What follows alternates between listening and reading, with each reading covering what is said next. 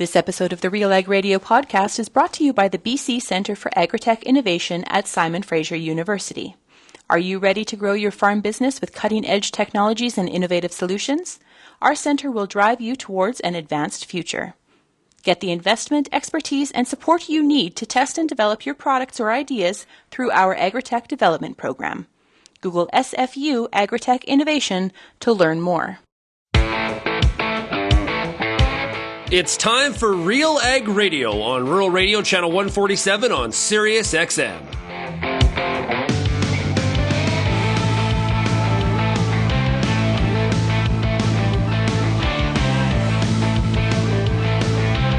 RealAg Radio and RealAgriculture.com is your home for insight and analysis of the issues that are impacting your farm business.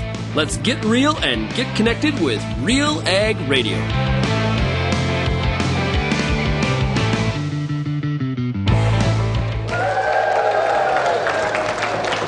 Welcome to RealAg Radio here on Rural Radio 147, Sirius XM. Sean Haney, your host here on this Wednesday edition of the show. Thanks so much for making RealAg Radio and Rural Radio 147 a big part of your workday.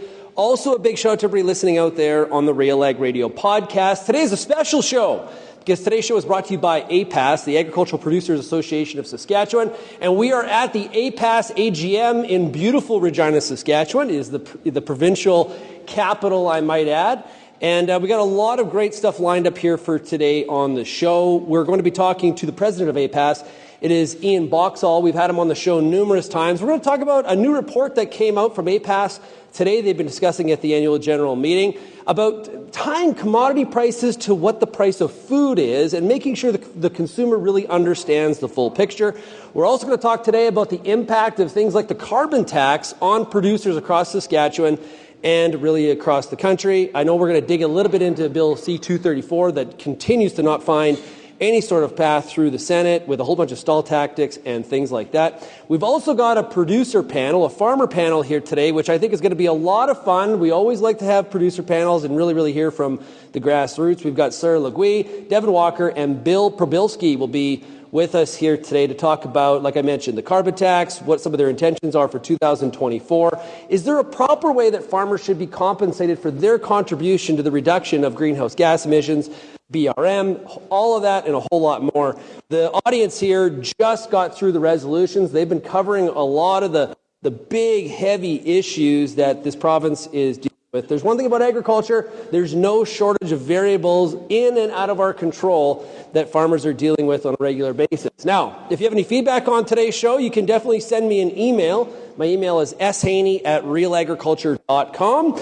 You can follow us across all the different social media platforms, too many to mention at this point, or you can call the RealAg feedback line that is 855-776-6147.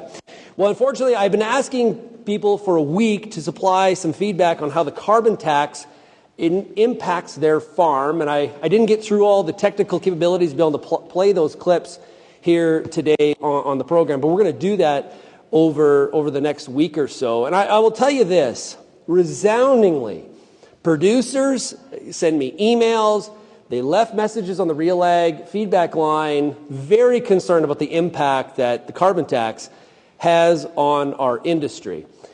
And I think one of the biggest issues is definitely using the example of Bill C-234. And you know, if you haven't been keeping up to speed on Bill C-234, this is the bill that is the private member's bill that is sitting in the Senate. It is really stalled out, basically to give farmers an exemption on some of those grain tax activities where there is no substitute. Grain drying, big issue out east in Ontario. There obviously is grain drying out here out west as well. Heat of your livestock barns for poultry operations, turkey, pork.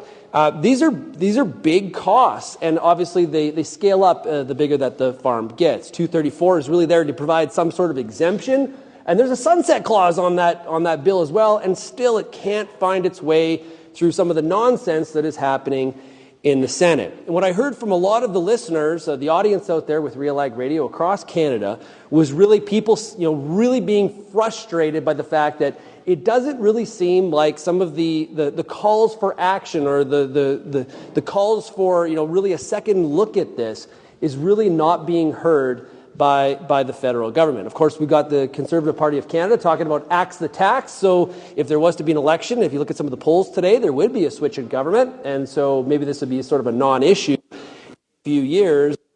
Costs are still here in today's environment. As we look ahead to 2024, we know that there is definitely some concerns about compression margin on the farm. We've gone through a pretty good time period here. If you've gotten rain, I know there's a big caveat for that. There's a lot of areas in Saskatchewan that have really been in that major drought bias. Don't worry, I understand that. I live in southern Alberta. I can't remember the last time it actually rained. And we are brown, and I believe it's like 16 degrees today at home. We're just hoping for some snow. But we know this. Costs have gone up, whether it's, there's a lot of talk about machinery during the resolution period here. We know the markets have been more in a much more of a bearish cycle and a tone down. So farmers are concerned about their margin going forward, and the carbon tax, obviously, and some of the costs with that are definitely included. So continue to send me your feedback, shaney@realagriculture.com. What we're going to do is we're going to take a break, and when we come back, we're going to talk to the president of APAS. He's here on the stage. It is Ian Boxall. He'll be with us when we come back. You're listening to RealAg Radio, World Radio 147.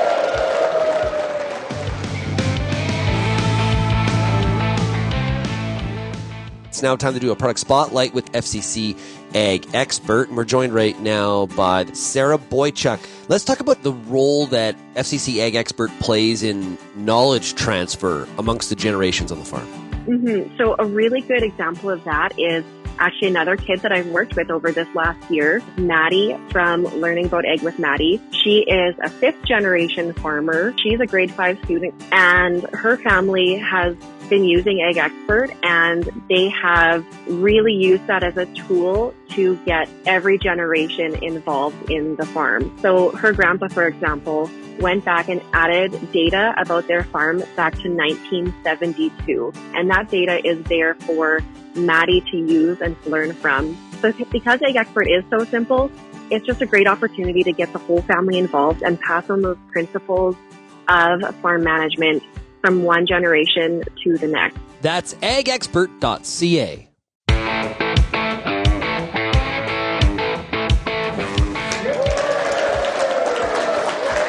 And welcome back to RealAg Radio here on Rural Radio 147, Sirius XM. Like I mentioned at the beginning of the show, we are at the APAS meeting. We're in Regina, Saskatchewan. And right now, we are joined by the president of APAS. It is Ian Boxall. Ian, it's great to have you. Thanks for having me on.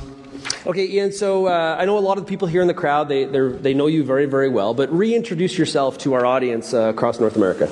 I guess I farm up in the Tisdale area, northeast Saskatchewan, a grain farmer up there, and have been involved with APAS for about 9 years roughly, and actually love policy. I believe it's the thing that can keep farms going for generations if we have good policy. Yeah, did you always feel that way? Were you always attracted? From the first moment that I got introduced to APAS, when our rep at the time came to the RM, when I got on RM Council, I knew I had to be involved from that moment on. Okay, so introduce everybody to, what is APAS? What is it? So APAS is Saskatchewan's only general farm organization that covers every commodity and every sector of agriculture, and we lobby government and lobby officials on to ensure that policies are correct for the future of farming. And representing not just like a crop, it's not a checkoff organization, it's a general farm organization. So it's your municipality voluntarily joins on behalf of the ratepayers in their municipality, and the room today is full of representatives from those member RMs. Okay, so at the beginning of the show here, I mentioned the carbon tax, and I've been asking, and I heard from a number of Saskatchewan producers in regards, when I think about opponents of the carbon tax, I think Saskatchewan's really the root of the opposition. I would probably say Premier Moe definitely really leading that charge. Danielle Smith, Premier of Alberta, kind of falling in behind. Why is there so much concern about the carbon tax when it comes to Saskatchewan and agriculture? I just think here in the West, I'm not sure we believe it works. We don't have alternatives. We don't have the power sources to do what needs done, our landscape and the distances we need to travel. Let's go back. The carbon tax was put in place to change behavior. It might have in some areas. Has it worked? Are our emissions down? Has the intent of the tax actually done what it was intended to do? Or has it just, because originally it was just a price on carbon. It was never, right? The government never called it a tax. But now it's become a tax because it hasn't done anything. It hasn't changed emissions. It hasn't changed behavior in the West because it can't, because we don't have alternatives. So we're stuck with, driving to town. We're stuck with all of that, right? I have said often that I think one of the challenges here, when people hear that argument, is that they're like, whoa. So what you're saying is farmers aren't in support of doing things that are right for the environment. Because what's happened is in the mainstream narrative, the federal Liberals have done a very good job of attaching, like the only way to solve this issue is to have a carbon tax. Those two things are very, very connected. They're inseparable. And so it really prevents us from really having a discussion about, is there a better way? Right, and I think that's it. And I think farmers get that we don't care, but what they need to understand is we care more than we get credit for. We're at the forefront of climate change. We care about our land, we care about the environment more than anyone gives us credit for. I'm with you. I think there is a different way to achieve our environmental targets without it being a tax that directly affects everyone in this room's bottom line. So what I think was in one of the resolutions was making sure that farmers get recognized for some of the contributions that they have made. We got a lot of focus on the go forward, but there always is this stumbling block of, well, wait a minute here, I converted to zero till, or I been doing advanced grazing for years. Trying to recognize the past in a time where we're trying to look forward is kind of complicated. Oh, for sure it is. And I think, I've said to people in Ottawa lots, you guys are 30 years behind us in the West. We did this 30 years ago because we knew there was an issue. We went to zero till. We made the changes because that's what was best for our farm. And now the government wants to tax us for, and do taxes for what we're doing now, but yet they're 30 years behind because we did this 30 years ago. So some recognition, even just a verbal recognition that what we do is okay. I just want them to acknowledge that, hey, you guys are doing a pretty good job. Do you think, though, that it just doesn't stop? So yes, we converted I think pretty quickly and astoundingly to zero till because people saw a benefit. They saw an ROI. They saw this actually agronomically works, not just trapped in some sort of ideological narrative. It just doesn't stop there. We can always continue to improve and get better. We're not saying, we did our thing, leave us alone now. No, absolutely not, because I think, zero till, 30 years ago, some people implemented it. Now we're in section control and variable rate and adoption of, pinpoint accuracy when it comes to your spraying. So we are doing more with less. We're growing better crops with less water based off how we farm now. You look at the year we had this year, there's no reason for Saskatchewan to have produced the bushels it produced with the rainfall it had. No kidding. And that is, I attribute that to two things. I attribute that to our practices and to plant breeding and research. That's what was able to make us grow the crops we grew this year with the limited rain we had. Yeah, Thursdays on the show we do the Farmer Rapid Fire. You've participated in that before. So has Devon Walker, who'll be up here later, and Sarah has as well. One of the things that there was about a month there was sort of uncomfortable question where I would talk to a producer in Saskatchewan and they would say, yeah, my yields, they were a little bit better than I thought they were going to be. And I was always make the joke that everybody always wants to hammer on stats how they can't predict anything. But there's a lot of farmers who are really surprised about their yields here in 2023 based on that rainfall, like you said. Yeah, I was on my farm. Shocked, actually, with the yields we had with the rain, for no rain in July, right? Yeah. It's hard to do that 2 years in a row. We need some more rain. We do, and some snow. Yeah, exactly. Okay, I want to hit on the report. Kevin Greer was here, I think, earlier, talking about the report that APAS commissioned in regards to looking at what farmers are paid for commodities. I think it was 8 commodities you picked out, and how those prices in relation to the escalation of food prices. Why did you commission that report? So this came out of a resolution at our AGM a couple years ago when we started to see commodity prices go up and the price of food go up at the store shelf. There were consumers that were blaming it on farmers were making the money, right? That it was strictly because of the commodity prices. So there was a resolution brought forward that passed at our AGM for us to do this study, and we finally got it prepped and ready to go out. And yeah, there's some interesting stuff in there. So what do you think the reaction is going to be? Because there's two kind of audiences here. There's probably farmers saying, yeah, I told you so. But I'm kind of also interested in what do you think some of the consumer reactions will be? Well, it's an education piece, is how I see it, right? I see it, we can educate the public on what actually is the farmer's share of what they buy at the grocery store shelf on these 8 products. But then I think it also gives the consumer the ability now to ask the question is, well, where's the rest? Like, where is the rest of my money going? Who gets the rest? Who in the supply chain gets the rest of my grocery dollar? I think they can ask those questions. We've done it at the farm gate. Now let's let the other sectors do their share and lay it out there so there's transparency in what the groceries are costing and where the money goes. Yeah, so what did you find? You found that even with the increase in the price of commodities, food prices actually jumped even higher. Right, the food inflation there was no direct correlation between the increased price of commodities and the increased price of groceries. Was there any conclusion on where is that money going? No, I think this is just one link in the supply chain. We've looked at the farmer's share.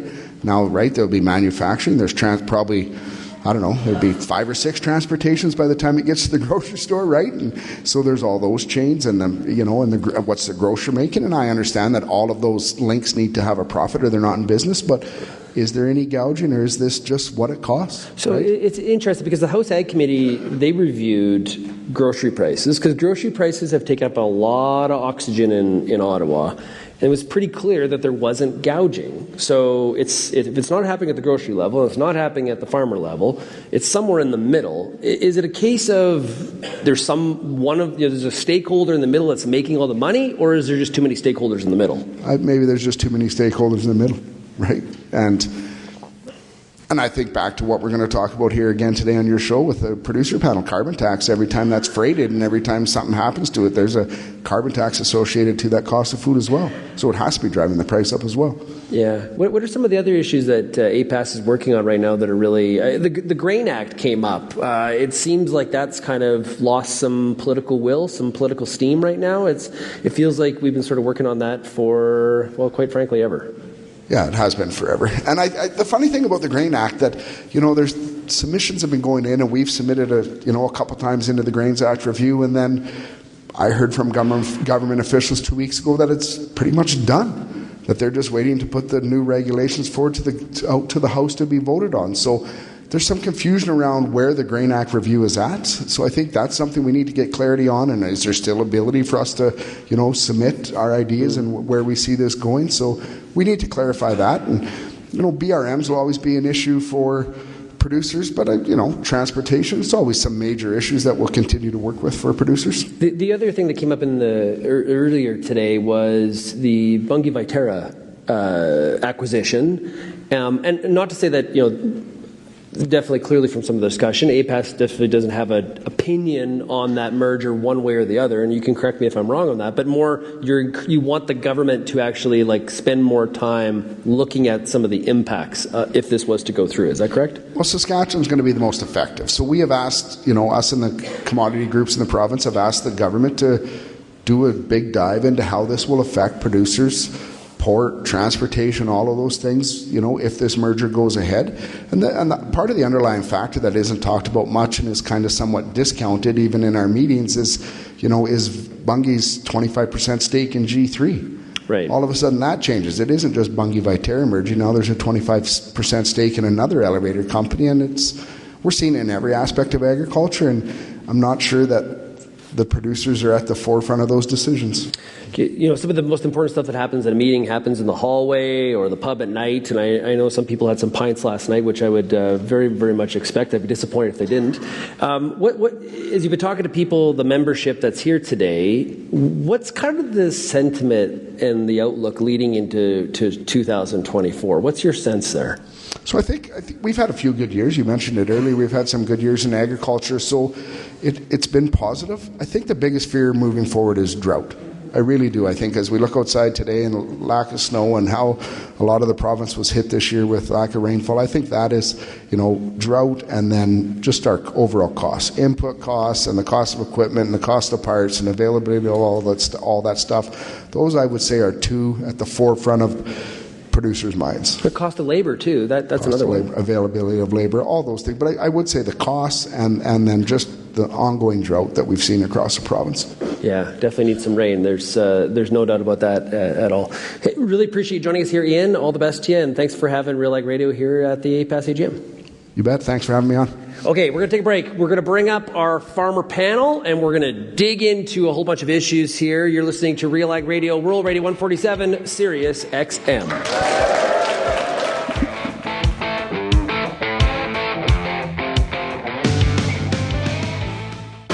Through a growing storm of kochia, cleavers, chickweed, and more, there's a clear path. Introducing Oxbow, a versatile cereal broadleaf herbicide that gets the job done. Powered by Duplisan technology, Oxbow is your workhorse on resistant kochia and other tough weeds.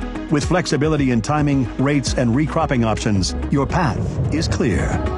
Find your way on the path of least resistance at newfarm.ca/Oxbow. Peter Johnson at WheatPete, RealAgriculture.com. I'm the host of The Word, and I love doing The Word. I love the questions. I love the challenges. I love having to apply agronomics to all over the globe and areas outside of my normal jurisdiction.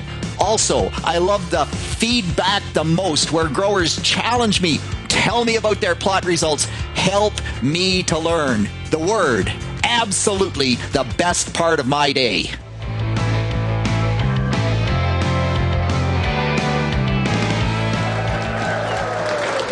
And welcome back to RealAg Radio, broadcasting here from the APAS meeting in Regina, Saskatchewan. It is great to be here. We just heard from Ian Boxall, president of APAS. And now we're going to get into the farmer panel, which we love to do here on RealAg Radio. Of course, we have the Farmer Rapid Fire coming up tomorrow on the show. So you're going to get a lot of farmer here this week on the show.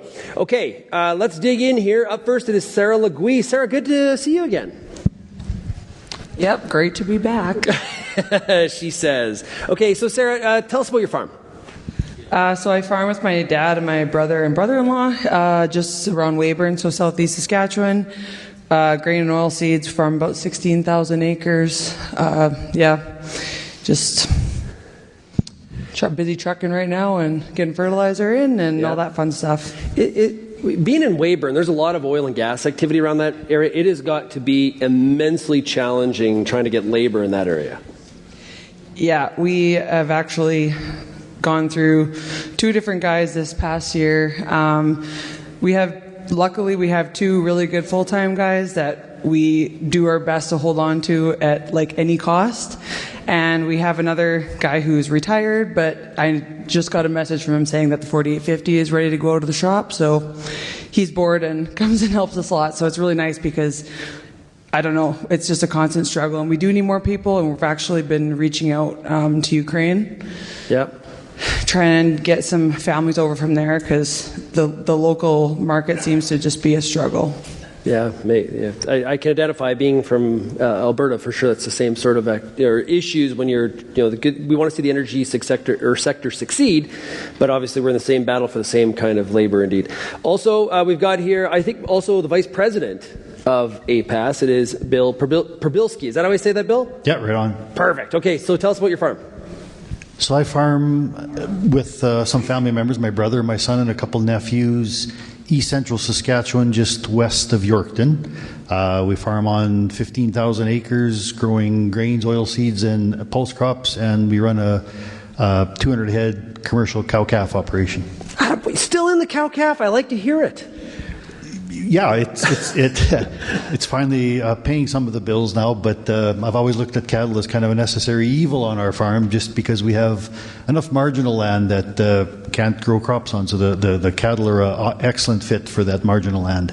Yeah, I almost wonder at times if we're going to see, there's reasons that it's not going to happen, a drought being one of them, but we're seeing a lot, when we're talking about the production system, we're hearing a lot more about incorporating grazing even into cropping. It may become a little bit more in vogue again, because we've seen so much of the cow herd really stemming from BSE, really a huge reduction in Western Canada. The U.S. has faced the same thing for different reasons, but the drought has really impacted our ability to expand the cow herd going forward. Yeah, absolutely. I know, here in Saskatchewan, we've lost over 100,000 head in the last 4 years. So we know that the livestock industry has struggled in the past, but maybe we've turned that corner. Maybe the guys that are left in the industry are in it for all the right reasons and are finally recognizing some black ink on their farms because of the improved cattle prices and the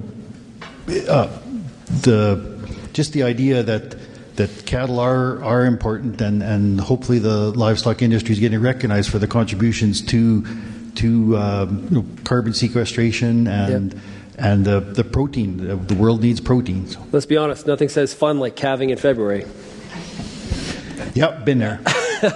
Also joining us from Lashburn, Saskatchewan, it is Devon Walker. Devon, great to see you again. Hi, Sean. Thanks for inviting me. Yeah, inviting you. And it's interesting. I sent an email to the panel and said, here's some of the things we're going to chat about. And in typical Devon fashion, you sent me a long. I've sort of thought about this. You used the word little, and then you sent me this long email. I love it. That's right on brand for you.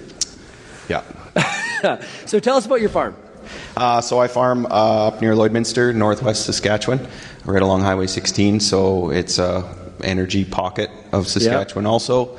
My wife and I run a family farm that's much smaller than the two folks sitting up here with me, but it does keep us busy, and we're kind of spread out a little bit. So we're doing that, and most of the folks that help us on the farm are a relative or quasi-relative or somebody who's fortunate enough to be a neighbor of ours down the road, and we lean on them. So we're lucky. And you came back to the farm? Yes. So before I did a stint in the environmental sector all through Alberta, from south of Hinton, Alberta, working open pit coal mines and doing reclamation and cleanup and animal management, to environmental cleanup, pipelines, spills, oil and gas around Lloydminster when I first came back, and then 10 years ago hung up my reflective coveralls and haven't looked back since. So lucky to do that. I'm glad you clarified. I spent some time in the environmental sector, like you were an activist or something, and you parked it. No, I'm glad you clarified that. That's how they train you at first. Yeah. But a lot of the environmental sciences stuff is agriculture sciences brushed over into the environmental space. Yeah. So.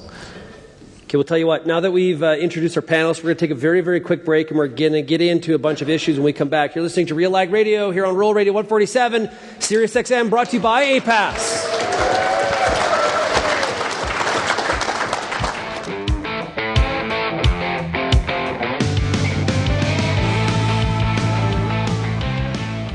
What's next for your fields?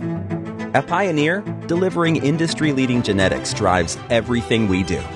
From the scientists in the lab to our local teams with boots on the ground, we are determined to get there first. Developing top-performing products, proven in more growing conditions than ever before. Pioneer. What's next happens here. Visit pioneer.com/Canada to learn more. Joining me now for today's product spotlight is Chris Turco. He's the CEO of FP Genetics. What sets your company apart from other Western Canada seed companies? I think what sets us apart really is our people. We're a privately held company that is owned by over 170 farmers in Western Canada. It happens to be farmers that have a shared passion for new varieties, a shared passion for evaluating varieties on their farm, choosing the best genetics for their farm, and they happen to love producing seed and offering those varieties to their neighbors in their community. And then our staff, most of our staff is kind of mid-career, and they've been involved in seed from day one, right from our R&D group where we are evaluating varieties on a regional level for farmers, right through to our sales team, like I said, where half of them are still on the farm. All right, there's a lot of exciting stuff out there and some big decisions to make for 2024. So always nice to have good options, and always great to have you on the show, Chris. Thank you very much, Timothy.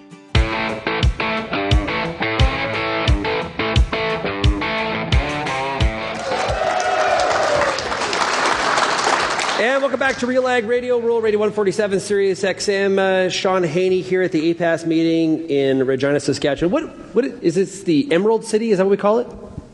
Is that the nickname, audience? The Queen City. Thank you. Oh boy.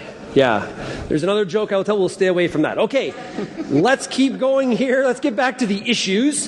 And we're going to talk right now about the carbon tax. And Devon, I want to start with you. How do you see the carbon tax relative to the impact on your farm? What's your position on this?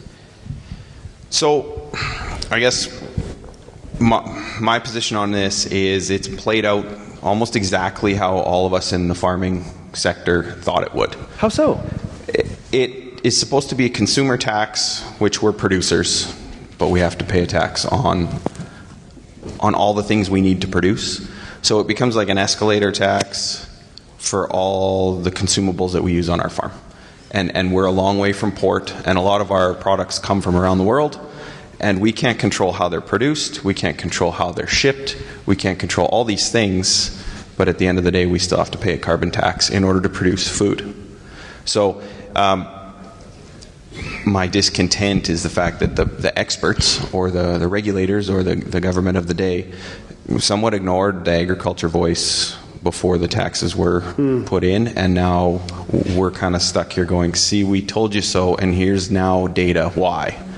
So I feel that we're cresting that hump, and I think that now the federal government hears that and sees that, and there's proof. Do you think, Sarah? Do you think it's resonating at the federal level?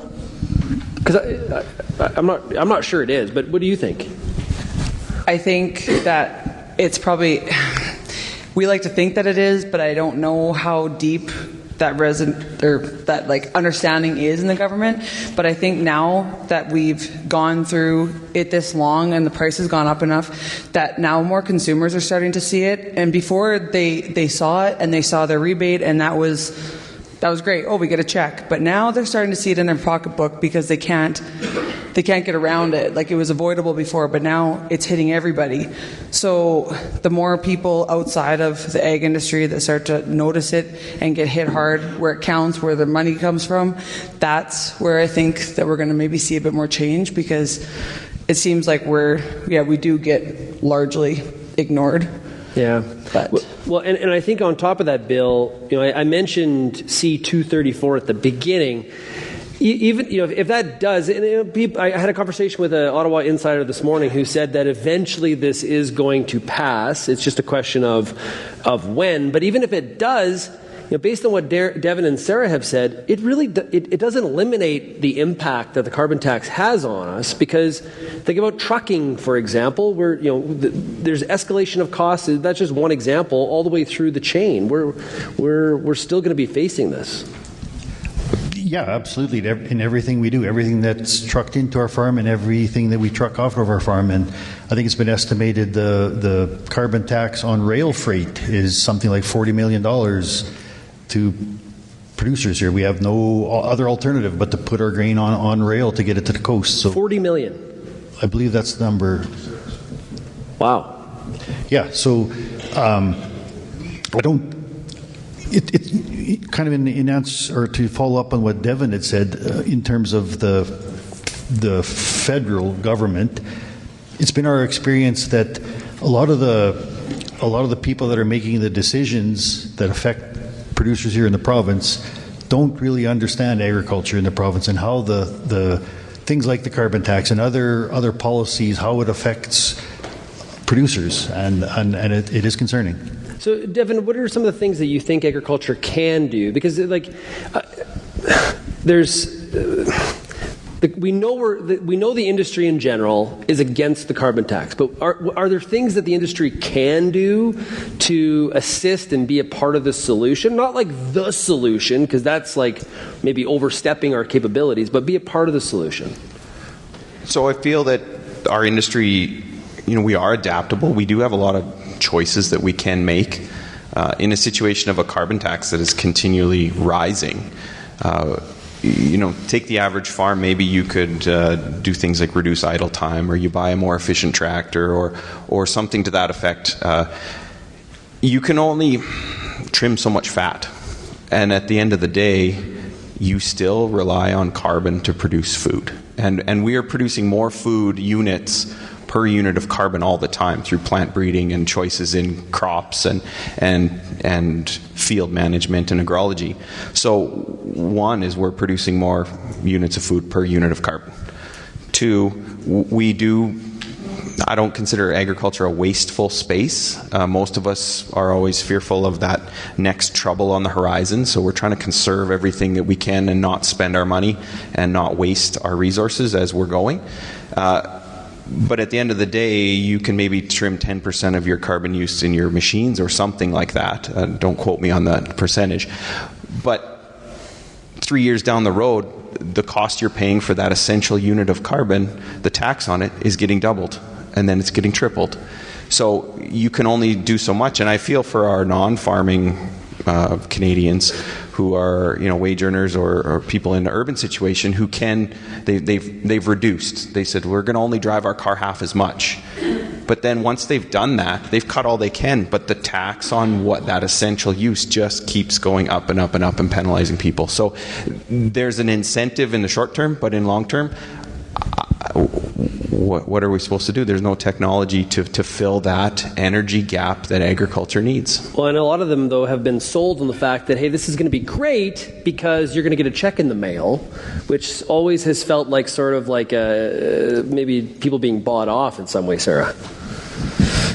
Yeah, and I guess that, like I said before, that went a long way at the beginning because it's like that, little carrot and seems really good. But then when you go through it long enough and that money, you realize that money doesn't even nearly cover the cost. And the problem with the whole thing is that there's so many hidden costs, like Bill and Devon and Ian had touched on too, about okay, I don't know, or I don't get to control how my fertilizer is made, but I need it to grow a crop. I got to get chemical trucked in or fertilizer trucked in and all that stuff. We're paying extra money on that. We can't control our commodity prices. So we have no way to pass that cost on to somebody else, like the railroads and like the resolution earlier. The railroads can pass that cost off onto us. We can't pass it off onto the consumer. So a small check really doesn't go very far when the cost is attached to everything that we do pretty much. And it's a hidden cost a lot of the times because we don't see the numbers until you really dig into it. So once in a while we were talking about the carbon tax, I'll get an email from a listener in Montana or Oregon or Alabama or wherever in the U.S. like, you Canadians are crazy. you mean that you pay for fuel, like with a trucking company, or you get the railway to haul your grain, and there's like a line item that says like X tax, and you have to pay that in the name of trying to reduce emissions? Yeah, pretty much. Y'all are crazy. Like that's the reaction I get a lot of the time. So, Bill, there's also a lot of focus on reducing the carbon intensity of our fuel. We've got the Clean Fuel Regulation, which there's a lot of components. It's very, very complex legislation. We don't need to get all the nuts and bolts of it, but there is a component of that is very much about biofuels. We're seeing a huge investment, in particular in Saskatchewan, based on the regulation of saying, trying to lower the carbon intensity of fuel. So some of the environmental movement is showing also some positives for agriculture too, if you are pro-biofuel. Now, if you're not pro-biofuel, that's a whole other discussion. But there's a real opportunity and investment in Saskatchewan here when it comes to biofuels based on renewable diesel. What's your position on that? It's really a mixed blessing. Anytime we can create or somebody can create further demand for what we produce on our farms, that's good news. If they're using X number more bushels to produce biodiesel, that's just going to create more demand for our canola and hopefully support the canola market. On the other hand, as a producer, and we have to abide by rules that are going to make the fuel that we need on our farms to do the things that we do. If it's going to make that more expensive, it's just another cost that we're as Sarah said, we can't pass that on to the consumers because we are price takers. So anything that increases our cost is not good. But on the other side, if it increases the demand for our products, that's a net benefit. So kind of a mixed blessing. Yeah, Sarah, how do you feel about biofuels? Do you have a position? Do you have a thought on that? I'm not going to say it's self-explanatory, Jeremy, but I think I agree with Bill. Like the more demand is great, but at the same time, like also I guess it kind of raises can maybe affect your feed prices too. Like we don't have cattle anymore, but still see there's always like good for here, not so good for here. So I'm still kind of on the fence. Yeah. Well, and so think about it from when the RFS passed in the U.S. There was a lot of concern from the livestock industry in terms of the price of feed. But one of the benefits too the side benefits has been all the DDGs in the market and how much they've been incorporated more into the feed rations as well. There's going to be an issue Canada has to deal with, and there's lots of really, really smart people with a lot of very fancy titles in their name trying to sort out what to do with all the canola meal that all of a sudden we're going to have. Is all of a sudden we're not going to be exporting or being reliant on exporting as much canola to Japan or China, but it's going to be more of an issue. What the heck do we do with all this meal? The U.S. dairy industry can only take so much, Devon. Yeah, so my thought on the biofuels, there is this argument of you're using food for energy, you're using food for fuel, and so that's kind of touched on. And I think that argument now is null and void when you see solar panels going on productive grazing farmland and cropland. So there is food space being taken up by green energy solar panels. Yeah. So I feel that's a wash argument with the food versus fuel. And then for myself up in the northwest part of the province, we do have an ADM crusher, and off-spec canola, frozen green canola, that can go to a biodiesel stream more so than a food grade. Early frost years when we have low test weight wheat and hard red wheat that would normally go to a food outlet, for human food consumption, on those years when you have rough spec grain or it's snowed on, an ethanol plant is a really good sales outlet for that product. And our farm would have fallen on its face in a few of these early snow harvest years if those two biofuel outlets were not near me. So that was kind of a saving grace for us on some of those years. So the climate kicks us while we're trying to make climate-friendly fuels, and it just becomes this theoretical tail chase. There's definitely different ways to look at that topic indeed. Okay, we're going to take a break. We've got one more segment coming up here on RealAg Radio. You're listening to Rural Radio 147 Sirius XM at the APAS AGM in Regina.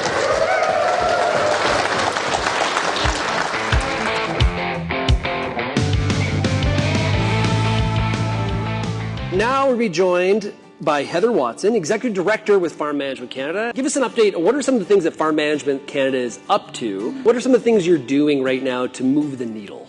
Yeah, so we're doing a combination of, I would say, research and education and connection in the industry. So on the research side, we've just launched the results of our Farm Women study, which is super exciting, some really interesting insights that we'll discuss. And on the education and training, of course, you mentioned this conference. We have workshops in financial literacy. We have workshops in bridging the gap with farm transition, as well as some interesting kind of risk management activities. How do we look at what's happening in the changing business environment? How do we take a proactive approach? And what are all the connections we can make to the various aspects of business management? So it's a bit of a step-by-step, elephant one bite at a time approach. Heather, keep up the great work at Farm Management Canada, and thank you so much. I get to spend every day talking to farmers in the ag industry through RealAgriculture.com and RealAg Radio. But nothing is more fun than speaking to an audience live and in person. If you're planning an ag event, book a Real Agriculture speaker to make it a successful and memorable experience. Email shaney@realagriculture.com and you can book myself or any other Real Ag personality to speak at your event. Bring your audience all the fun, insight, and energy of Real Agriculture.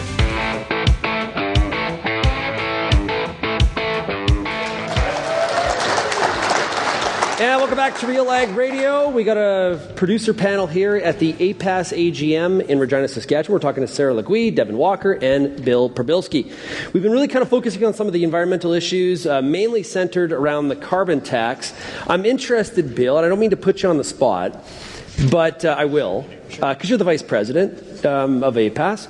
There was a discussion earlier about sustainable lending. This is an interesting one because it feels like sort of the horses are out of the barn. This is one that financial institutions, I know it's been a big, I think there was actually a finance section of COP28 yesterday, like a whole day on finance. As a producer, a farmer, do you think there's opportunities in sustainable lending, or do you see it as a disadvantage? How do you view it?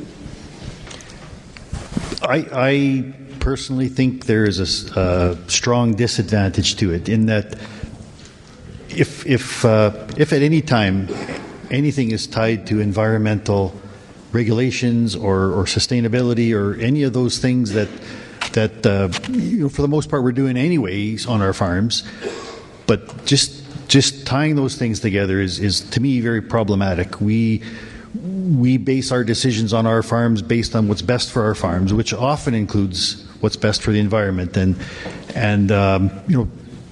sustainability is it's kind of a strange word to start with, because what exactly does that mean? I think about my farm. My great grandfather homesteaded in like 1897, so we've been farming the same land for a few years. Is that not in itself a definition of sustainability? So to tie anything to those kinds of parameters, I think, is very problematic. Devon, do you see opportunity? Like if the bank came to you and said, listen, don't cut it down a line of trees, practice zero-till in most cases when you can, we're going to give you, I don't know, a 0.25% off your rate. Is that something you would sign up for? It sounds attractive at first, but I think who's setting those standards? Well, in this case, I'm making up an example. The bank. So the bank is, and the bank's driven by shareholders, a board of directors, or something. So there's people somewhere far away from my farm, outside of my climate region, outside of my biome, outside of my province, who says, "You shall not do this with your tractor. You shall not do this with your trees," and that becomes a problem, because who to better manage their farm or land is the people who are living on it and depending on it. So I feel that in this greenwashing and in this green space, the goalposts would move so fast. They'd move with a government, they'd move with a change of a minister, they'd move with the public opinion of shareholder groups or an investment firm, and all of a sudden, whoop, that lending institution now no longer accepts that crop as sustainable. So you cannot grow that entire crop. Yeah. So those goalposts to me are not cemented in, whereas I like to deal with a lending institution where their goalposts are 2 + 2 is 4. This is your interest rate or percentage. Math, you can't argue that, but sustainability metrics seem to be hard to define and always changing. Yeah. Have you run into this at all, Sarah? Have you seen any issues with sustainable lending at all? No, that's not like a very common word, like association for me, I guess. Yep. But I would totally agree with Devon. Like, we have enough regulation and enough people telling us what we should be doing on our farms. I don't really want somebody at the bank that's giving me money telling me that as well. So. The bank tells you enough stuff already. Yeah. Yeah.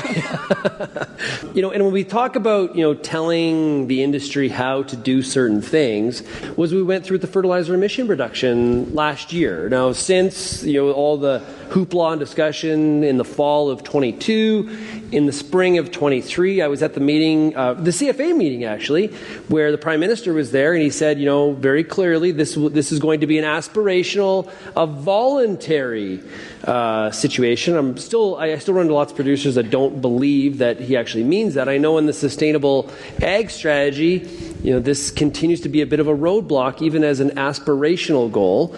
And I think a lot of farmers push back because they're like, I don't want to use more fertilizer. Like, I'll use fertilizer if I need to, but I'm not like just willy-nilly like a recreational fertilizer spreader, because it's awesome and it's how I get my utility in life, is by using as much fertilizer as I possibly can at $900 a ton or whatever the heck it is at any sort of given moment or more.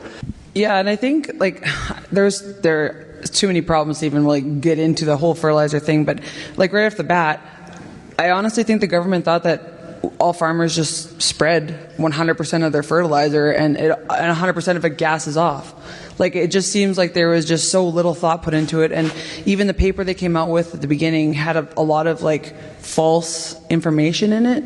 So when you start off with it like that, then how do you, like, where do you go from there? It's really hard to, take a stand when you're already starting from the bottom. And like, my brother Jake writes a blog, and he wrote a piece called about like, don't tell farmers how to farm, ask them how to farm. There are a lot of smart producers in this room alone, let alone like in the prairies and in Canada, that they don't need to be coddled and babied. Like, we're not, exactly like you said, we're not just flogging the fertilizer on. If you're putting your fertilizer down properly in the right form and at the right time, you're trying to mitigate your costs. Like, it's not cheap. We're not just recreational tillage and recreational spreading and doing that kind of stuff. But it's hard to convey that to people who don't understand agriculture. Yeah, no, Devon, do you think there should be more incentives in place for producers to engage in certain practices? I'll give you an example that I ran into at Agritechnica in Germany. Tom Wolf from Saskatoon, everybody knows him very well, the sprayer expert from Sprayers 101. Tom talked about how right now in Germany there's a subsidy program where if you buy like the top environmental sprayer, top notch, it's got all the bells and whistles when it comes to drift management and application and all this kind of stuff, you get 40% of that sprayer cost back. 40! Right? That's an incentive. Who's not buying a sprayer? Sprayer sales are way up in Germany. That seems like a crazy incentive, but are there incentives that should be in place to entice farmers to take up certain practices?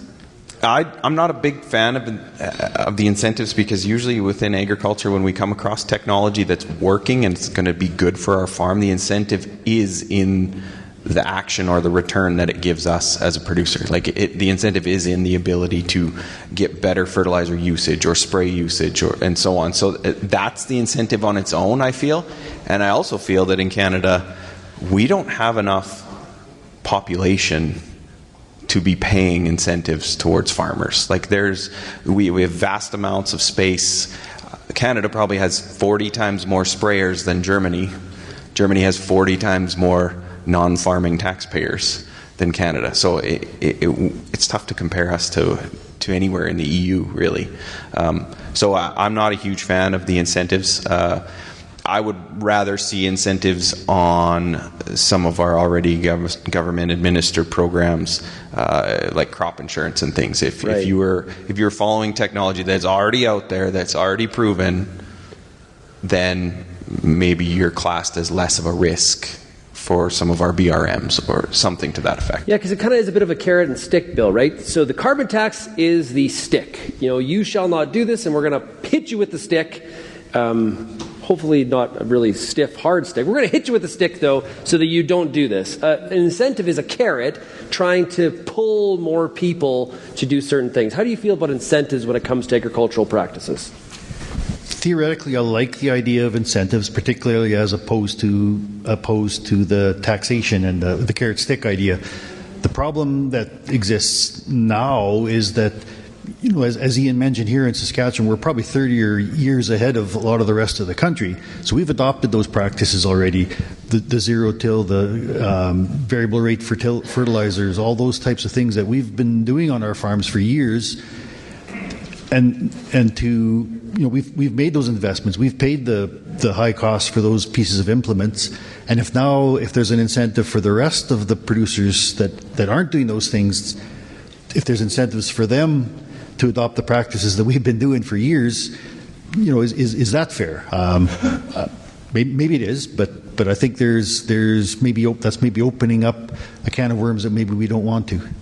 Yeah, well, can of worms. We're getting closer to spring. It could be time to go fishing. So, hey, really, really appreciate our panel here. So, Bill, Sarah, and Devon. And this has been a lot of fun, taking the APAS AGM to agriculture across North America. We really do appreciate APAS having us here today. And we're going to wrap up here, and then we're going to get into some reception and some beer. It's going to be a lot of fun. Thank you, everybody, for getting real and getting connected with RealAg Radio.